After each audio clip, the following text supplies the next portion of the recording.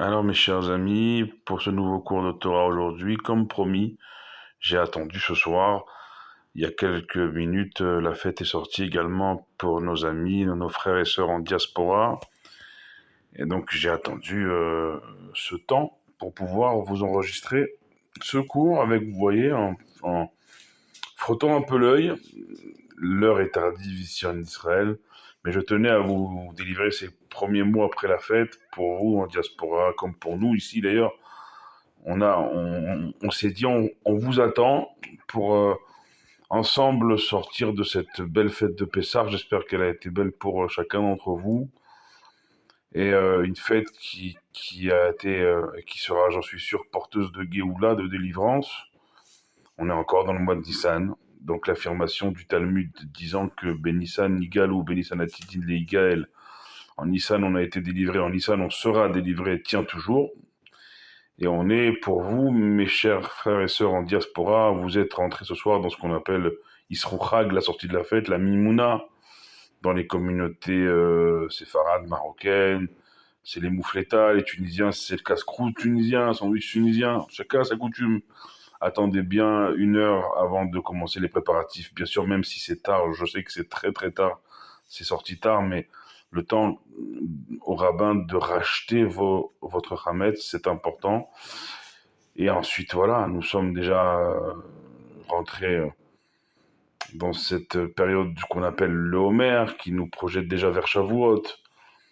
Mais on n'en est pas encore là, on est encore dans l'élan de Pessah. Le rabbi dit que un temps juif dure encore 3 jours après.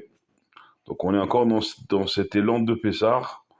Et toutes les forces qu'on a pris, il faut les amener avec nous, pas seulement ce mois du Homer jusqu'à Shavuot, un peu plus même, mais tout au long de l'année, puisque Nissan étant, selon la Torah, le premier des mois de l'année, Pessah étant donc, selon la Torah, la première des fêtes de l'année, on emmène ces forces-là tout au long de l'année. Comme ça, ceux qui vont chez le rabbi, ils disent ça, que quand on va chez le rabbi, on prend des forces, on les emmagasine, et quand on rentre, on déplie les affaires comme quand on déplie les affaires d'une valise. Et bien, ces forces-là, on les déplie, on les amène un peu avec nous tout au long de l'année. Me concernant, quand on parle du Rabbi et de la Chassidoute, eh bien, on a fait une incroyable Seudat Mashiach, alors pas aujourd'hui, mais hier, 7e jour de Pessah, incroyable, incroyable. Ma première Seudat Mashiach en Eretz Israël, dans le nord. Je suis rentré aujourd'hui à Yerushalayim. Et cette Seudat Mashiach était incroyable hier.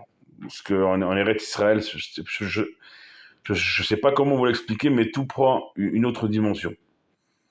Voilà. Le fait même aujourd'hui d'être rentré à Yerushalayim chez moi, j'ai réalisé que j'habitais Yerushalayim. Et c'est particulier.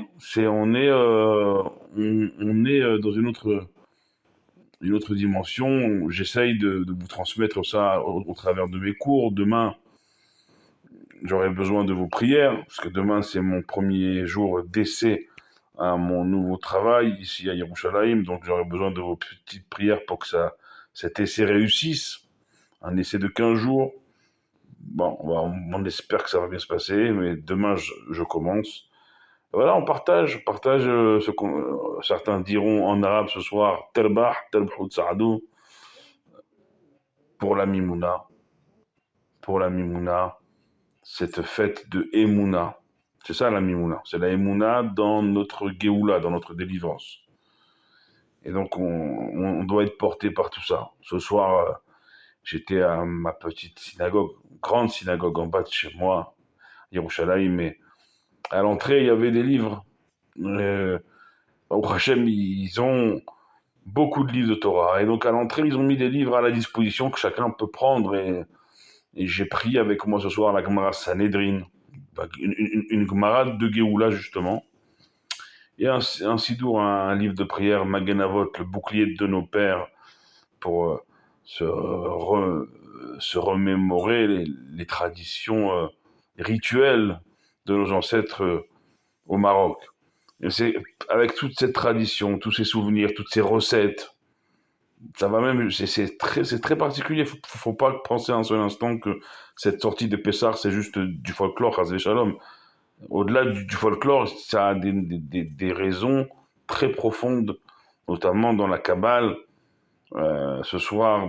Et il faut rester dans la joie de la fête, que ça nous porte, et ça porte aussi, bien sûr, nos otages, que cette fête de Pessah puisse avoir servi à leur donner de la force là où ils sont et de les revoir très bientôt sains et saufs en vie chez eux, ici en Eretz Israël. Amen. Ainsi que la protection pour tous nos soldats là-bas, pour tout le Ham Israël, le peuple d'Israël, en terre d'Israël, du nord au sud, du sud au nord, et pour chaque juif dans le monde, parce que on voit les actualités aussi en dehors d'Israël et sur les campus, notamment américains comme français d'ailleurs. C'est pas réjouissant ce qui se passe, et donc voilà, on espère que chacun d'entre vous, Bechol Hamakom Asher Askiret Shemi Avo Elecha ou Berachticha, que à chaque fois, à chaque endroit où vous mentionnerez le nom de Dieu, il viendra, il vous bénira, il vous protégera. C'est important de prier, de remettre les tefilines pour vous, messieurs, en diaspora demain. Nous, on les a déjà remis ce matin en Eretz Israël. Et pour vous, mesdames, de continuer vos teilim, la tzedaka, c'est ce qui brise tous les décrets. Et que comme ça, très très bientôt, on va se retrouver dans la cour du troisième Beth Amikdash à Yerushalayim avec tous nos chers disparus retrouvés à nos côtés pour ne plus jamais les quitter. Amen, Kenny Hudson. C'est comme ça qu'on doit être ce soir. Alors bien sûr, on va aussi cette semaine inévitablement, demain on est déjà mercredi, on se dirige donc vers déjà Shabbat avec une paracha d'Ahare Mot, après la mort des enfants d'Aaron, une paracha qu'on lit à Kippour et qu'on lit cette année juste après Pessah. C'est-à-dire que d'habitude on la lit jumelée avec la paracha d'après Kedoshim, soyez saints. Et là c'est juste Ahare Mot parce qu'il y a eu 2 mois de Hadar. La symbolique ici, elle est peut-être forte. C'est que à Haremot, même après la mort de nos frères et sœurs, de nos enfants, depuis le 7 octobre, bien sûr, même avant et jusqu'à maintenant, eh bien, nos ennemis ne nous briseront pas. Parce que tout de suite, on verra dans la paracha combien Aaron il est dans l'acceptation alors qu'il vient de perdre ses 2 enfants. Terrible.